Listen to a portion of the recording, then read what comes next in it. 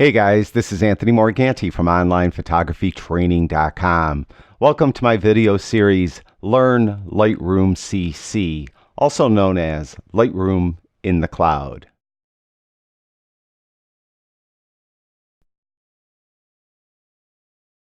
Welcome everyone to the final episode of the Learn Lightroom CC video series. In today's lesson, I'm just going to cover a few of the things I didn't cover very thoroughly in any of the previous episodes. But before I get into today's lesson, I just want to take time to talk about a couple things to kind of put a bow around this series. If you'd like to skip everything I'm about to say and just get to today's lesson, on the screen I'll have the minute and second point in the video where I actually start teaching how to use Lightroom CC. Now, all I want to say, first of all, is thank you to everyone that's helped me throughout this series. I made a couple mistakes here and there, most notably about sharpening masking, and many of you were kind enough to point out my mistake. Although it's embarrassing to make a mistake, I still want to make sure that my videos are accurate and they help people. And without your help helping me, that would be impossible. So thank you to everyone that pointed out where I made a mistake here or there. I really do appreciate that. Secondly, I'm doing this video series, obviously it's wrapping up with this video, and then I have a video series on Exposure X4, one on On1 Photo Raw 2019, another one on Nik, and then I'll be doing one on Capture One.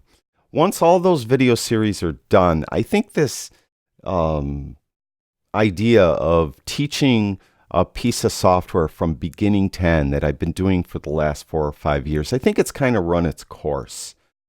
My YouTube views are way down. I mean, if you're putting more videos on YouTube, your YouTube views should go up. But actually, my views are down 25%. I think people are kind of bored with these videos, and I don't think I'll be doing these types of videos after I wrap up my ongoing series. And once I do that Capture One series, I think that'll be the end of it, and I'll have to rethink what I'm going to be doing. So I'd just like to thank everyone that's been along for the journey. I really do appreciate it. Also, part of the decision too, I'll be honest, is the donations are way down. The sales in my marketplace are way down. Of course, my main sales were presets, and now everyone in the world sells Lightroom presets, so that's part of the issue there. But, you know, that's just the way it is. So that's, influencing my decision as well, just to be totally honest. But I don't think that these are worthwhile to do anymore. They're just not enough people taking advantage of them. So with that, if you could, visit my marketplace, make a donation. If you found this series valuable, any of my other series valuable, and you'd like to help out, I'd really appreciate that. But of course, they're always going to be free, and I do, believe in free education. So again, thanks everyone that's been along for the journey. Now, let's get to work. One thing that a lot of different people messaged me or wrote in the comments on the previous videos that they'd like to see me cover a little more thoroughly has to do with the tools, specifically the brush and the two gradient tools, the linear and the radial gradient tool in Lightroom CC. Of course, those are on the right here, and you can see there's the brush tool. We'll do that one first. So I'll click on that, and that opens the brush tool. And at the top, we have some attributes for the tool. Now, if you're not seeing all 4 of these sliders in that auto mask checkbox, go over here to the right and see there's a little triangle there. That's an expose triangle. That might be closed. Make sure that's rolled down so you're seeing everything there.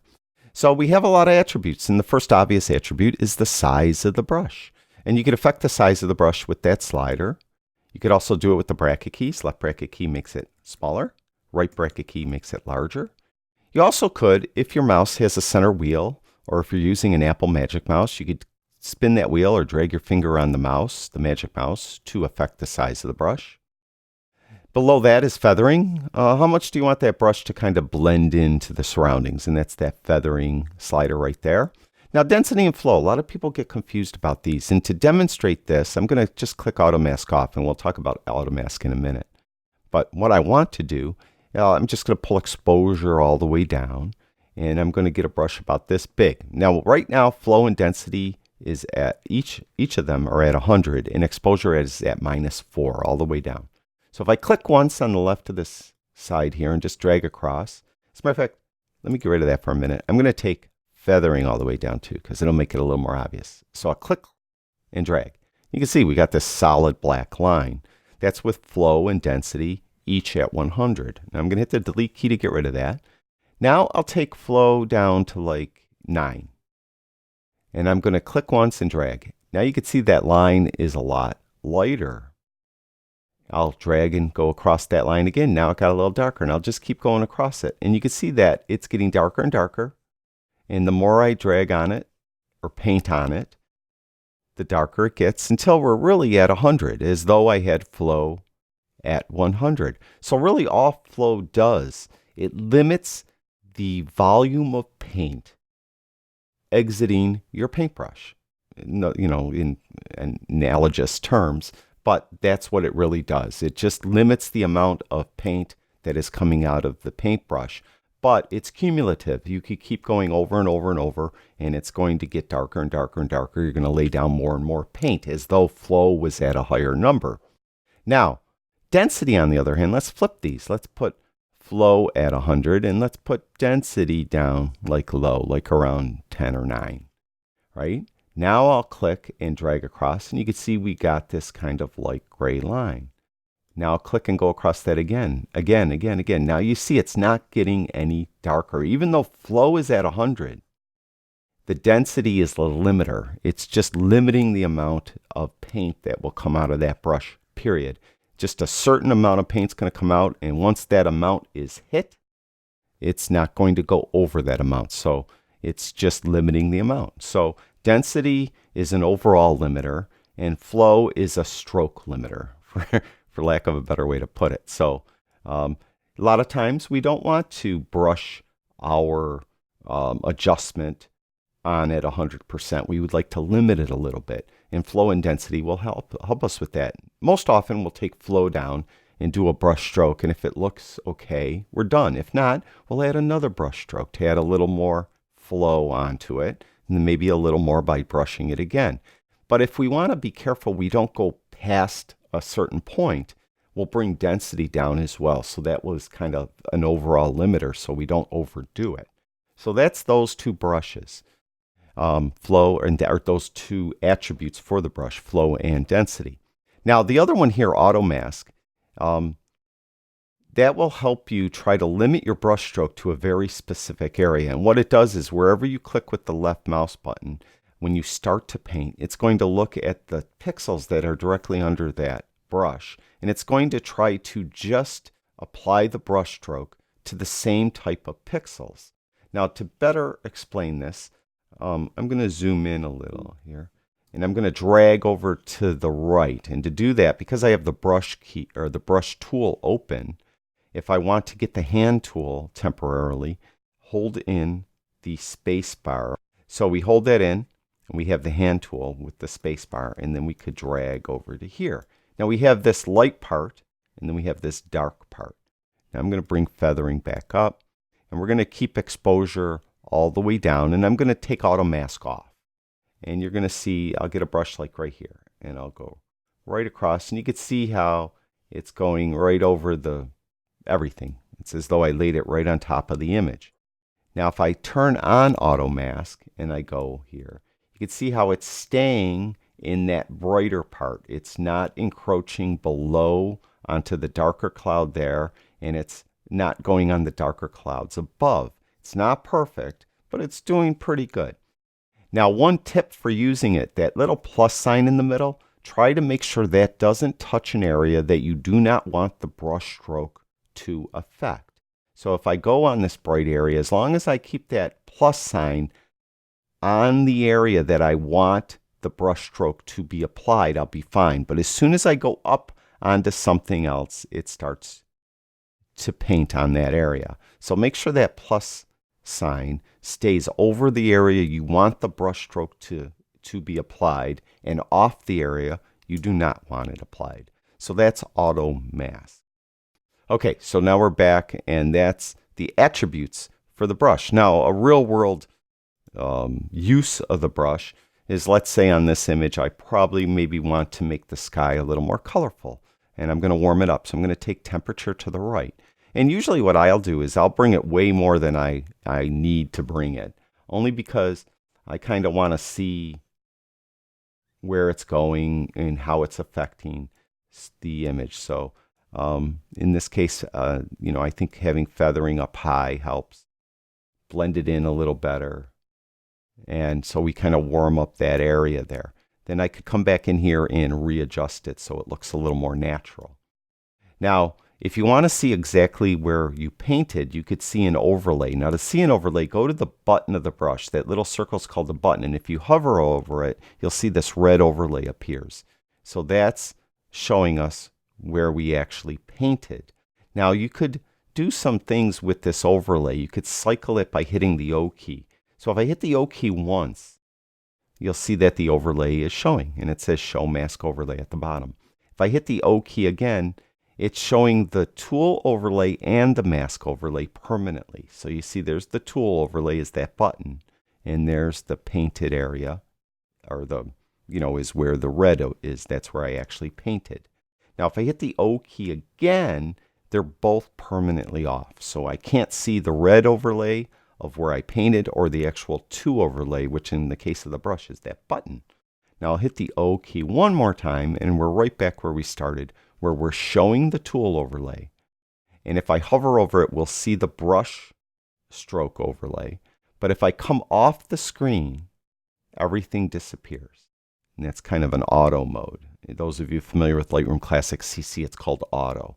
So that is the default behavior of that overlay.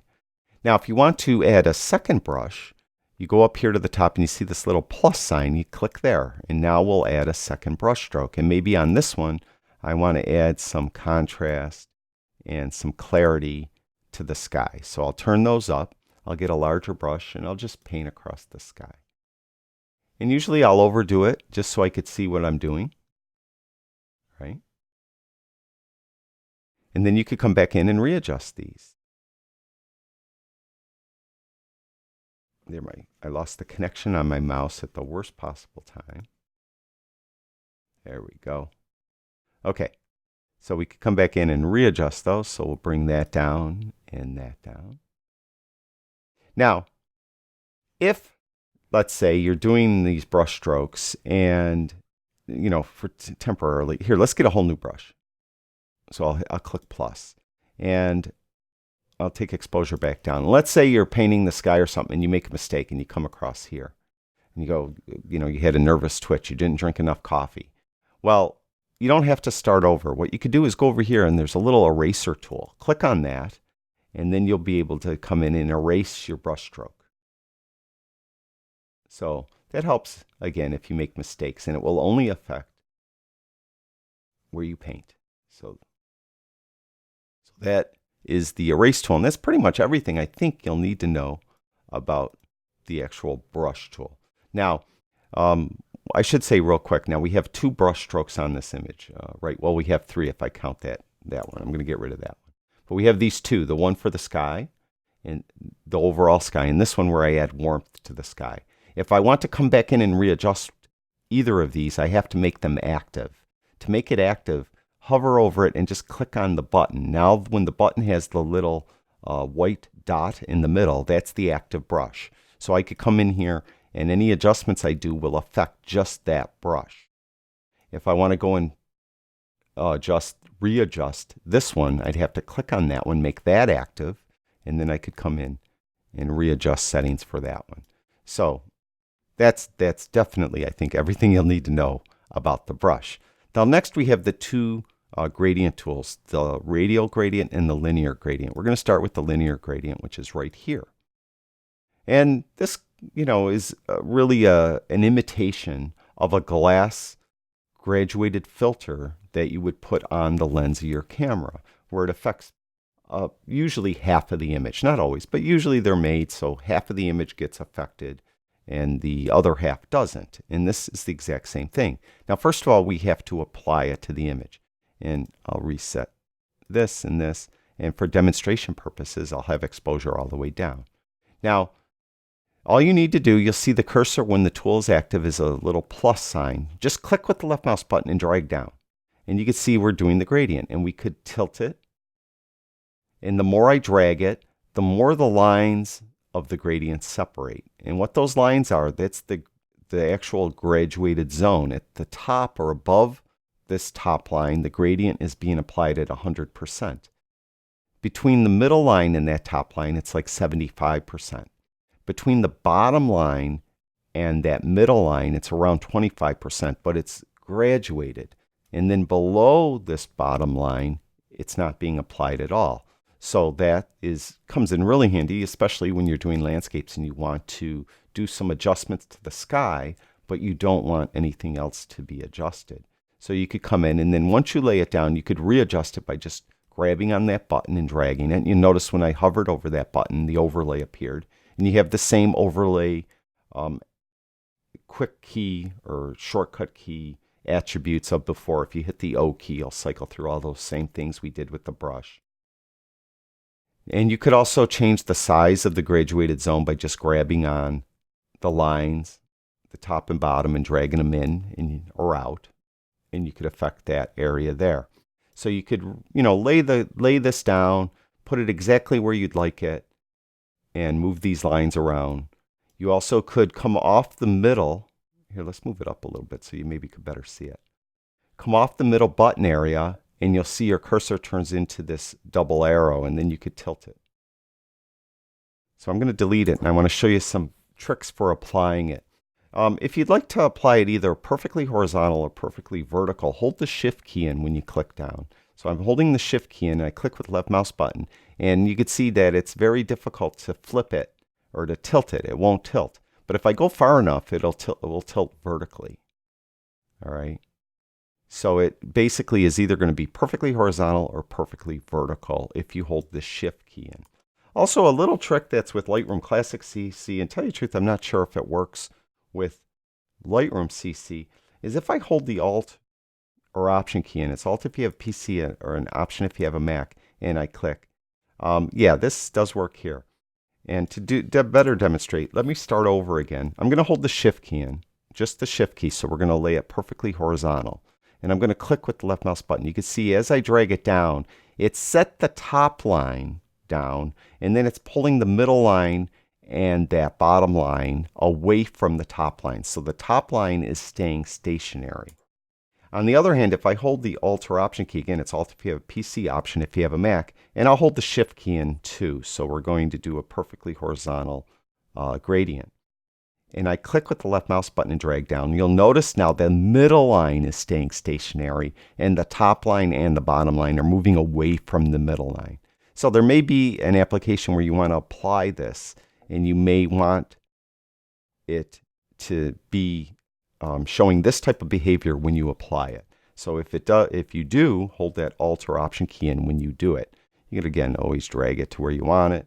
Of course, on this image, we wouldn't take exposure all the way down, right? Maybe we'll add more clarity. So I got the brush stroke up there and that.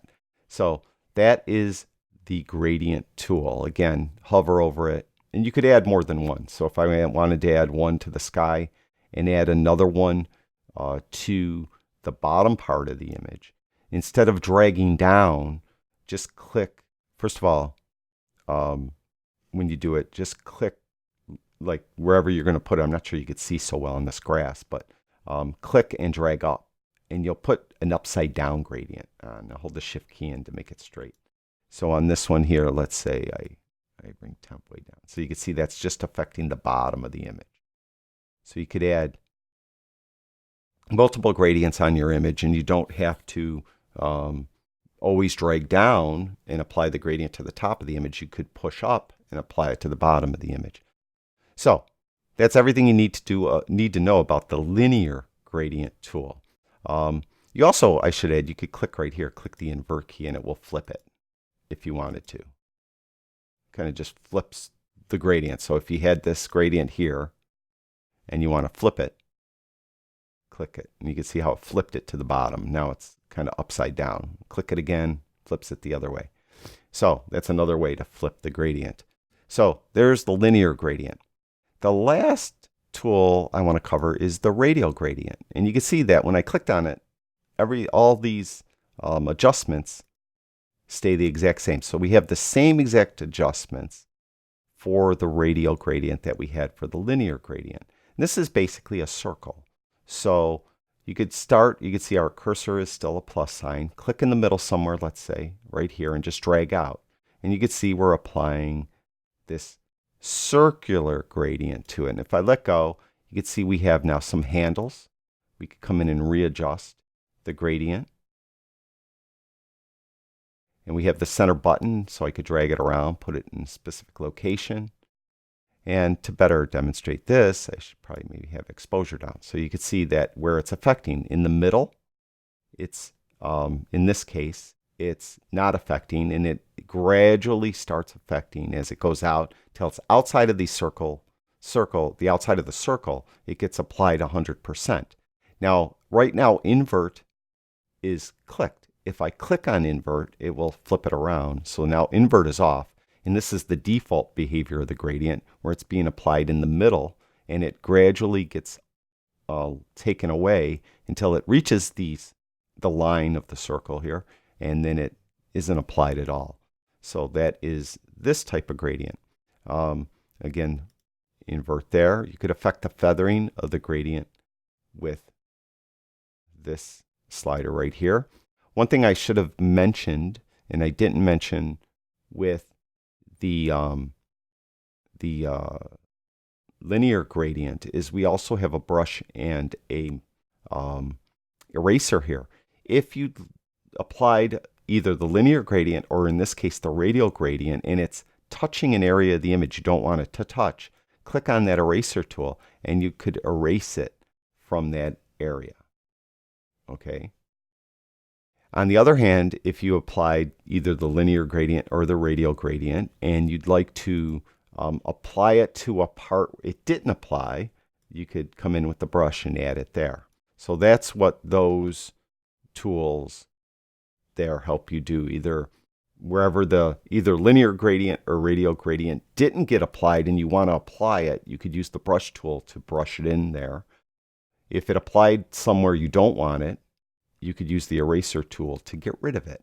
So this is a horrendous looking radial gradient, right? So we're going to get rid of that by hitting the delete key, and that is that. Now, one more thing I want to show you very quickly, I'm sorry this is taking so long, is copy adjustments. I really didn't demonstrate that properly. Now we have all this adjustments on this image, and I have this other image over here that hasn't been adjusted. So I could come over here and you can see these three lines right here. If we go to choose edit settings to copy, okay, if I click there, this will give us the options of which of all the different adjustments we want to copy to another image.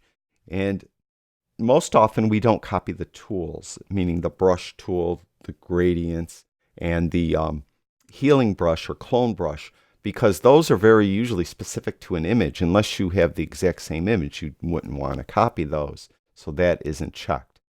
Geometry most often isn't copied either. You could roll these down and you could just, let's say I want to copy my linear gradient. So you could do that. And so you have more, you could drill down and be more specific of what you're copying and not copying.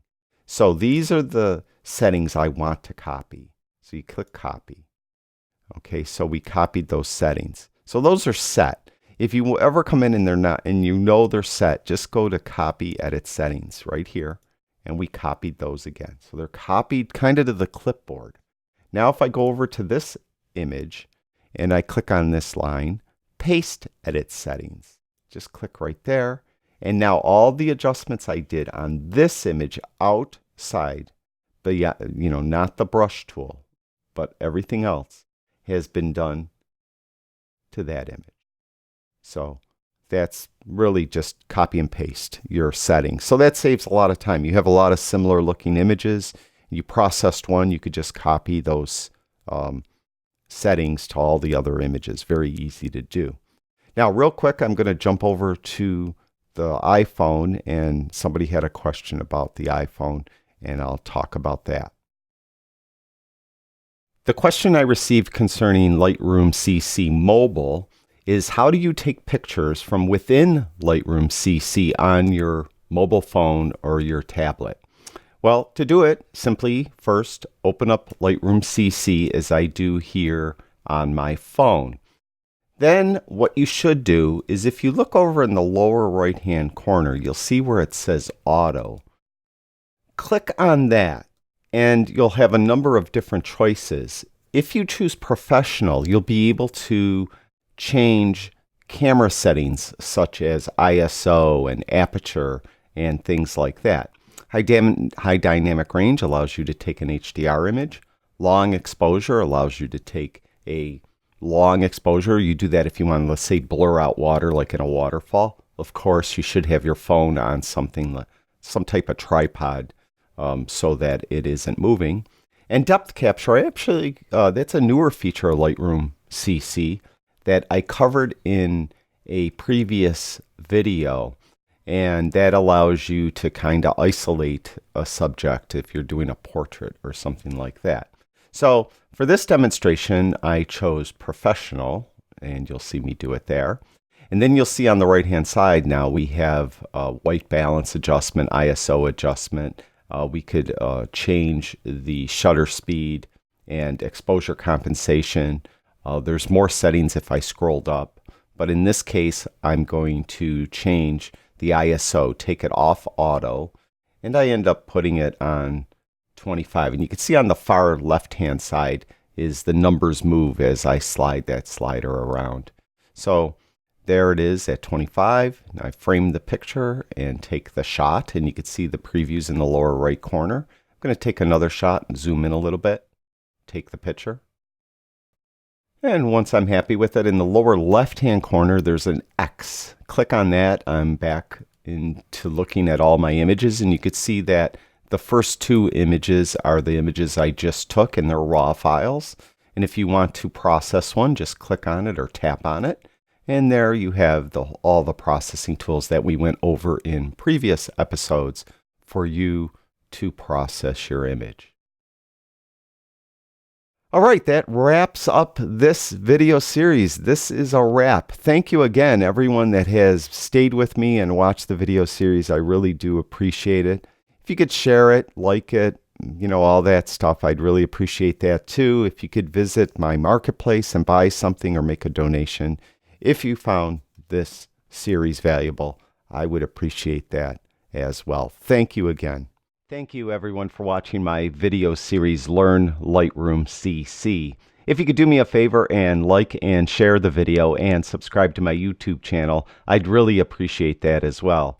Also, in the description below this video will be a link to my website. Come visit my website, onlinephotographytraining.com.